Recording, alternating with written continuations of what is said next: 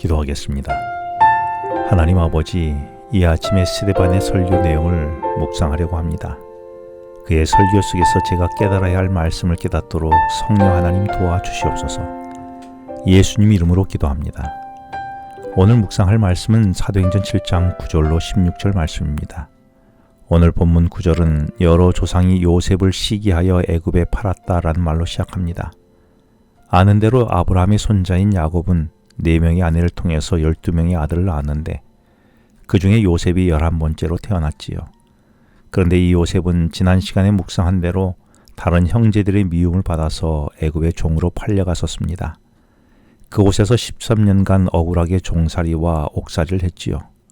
하지만 이어지는 말씀 속에서 요셉이 종살이와 옥살이를 하는 중에도 하나님이 그와 함께 계셨다라고 기록하고 있습니다.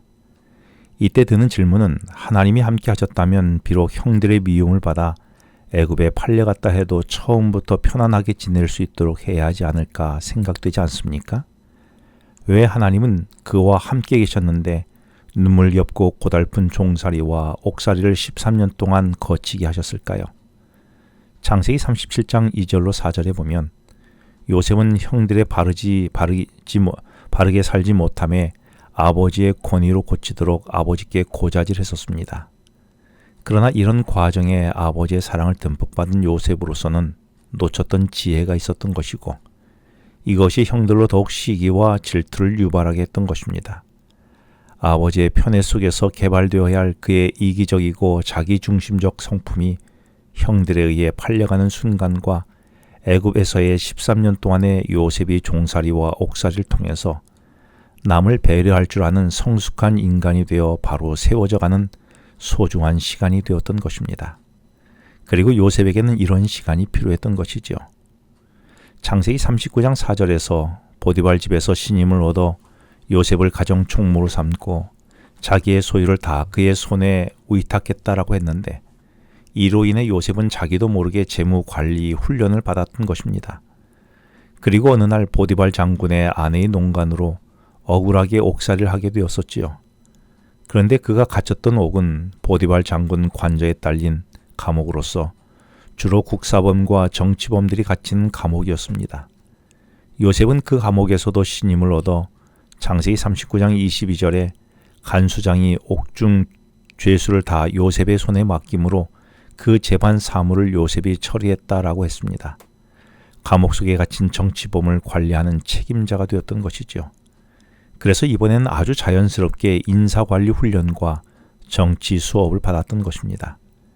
이처럼 요셉이 당시 세계 최고 제국이었던 애굽에서의 재무관리와 인사관리를 통한 정치 수업은 만일 그가 아버지 집에서 살았다고 한다면 결코 받을 수 없는 고도의 훈련이었던 것입니다.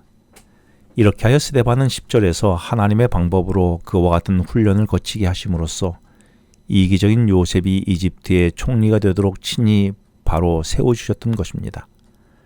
요셉이 감옥에서 관리의 꿈을 잘 해몽해 주어서 어떤 행운으로 애굽의 총리가 되는 것이 절대로 아니었습니다. 당시의 이집트 전역에서 총리직을 감당할 수 있는 자질과 자격을 갖춘 사람은 하나님으로부터 안에서 훈련받은 사람 요셉 한 사람밖에 없었던 것이지요. 혹 내가 이해하지 못할 어려운 환경에 처해 있습니까? 그 기간이 내게는 종살이와 옥살이처럼 보입니까? 그러나 그 시간이 하나님이 애굽의 총리로 사용하기 위해 나를 훈련시키는 시간임을 나는 알고 있습니까? 그래서 나 홀로의 시간이 아니라 그 시간도 하나님이 나와 함께하는 시간임을 나는 알고 있습니까? 스데반은 11절에서 요셉이 총리가 되었을 때 있었던 전 지역의 흉년이 야곱이 살던 지역을 피해가지 않았다라고 말합니다. 그래서 그들도 애굽에서 식량을 사서 먹게 되었지요. 그런데 이 일이 애굽의 왕인 바로가 알게 되었다고 합니다. 바로는 이들을 애굽으로 초청하게 되지요. 그래서 바로의 명령에 따라 요셉은 14절에서 그의 아버지 야곱과 온 친족 75사람을 청하였다라고 합니다. 여기서 요셉이 초청한 가족이 75사람이라고 했습니다. 근데 여기서 사람이란 단어는 흔히 사람이라고 일컬어지는 안드로포스라는 단어를 사용하지 않고 생명 혹은 영혼이란 의미의 푸시케라는 단어를 사용했습니다.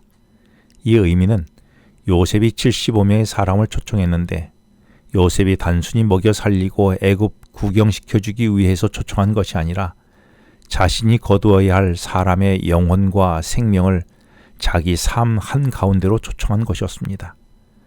요셉은 그들의 영적 생명을 책임져 주기 위해서 초청한 것이지요. 그래서 형들에게 하나님의 개입하심에 대한 신뢰로 하나님과 함께 살아가는 인생이 되도록 한 것입니다. 그래서 요셉은 창세기 45장 5절과 8절에서 두 번이나 자신을 팔아남긴 형제들에게 당신들이 나를 이곳으로 팔았다라고 근심하거나 한탄하지 말라라고 말합니다. 이는 형들이 한 것이 아니라 하나님께서 하신 일이라고 재차 강조하며 우리 인생은 하나님의 개입하심으로 살아가는 인생임을 알려준 것입니다. 스데반은 이처럼 인류 역사는 하나님 개입 속에서 하나님이 함께하는 인생이라고 설교하고 있는 것입니다. 그렇다면 오늘 나의 인생에 주님은 어떻게 함께하고 계실까요? 기도하겠습니다. 하나님 아버지, 제 인생에 함께하심으로 훈련하고 바로 세워주신 분임을 알게 해주셔서 감사합니다. 오늘도 주님과 함께 살아가는 오늘이 되게 하여 주시옵소서. 예수님 이름으로 기도합니다.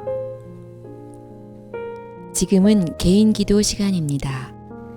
오늘 주신 말씀을 묵상하면서 주어진 기도 제목과 개인 기도 제목을 놓고 기도하시겠습니다.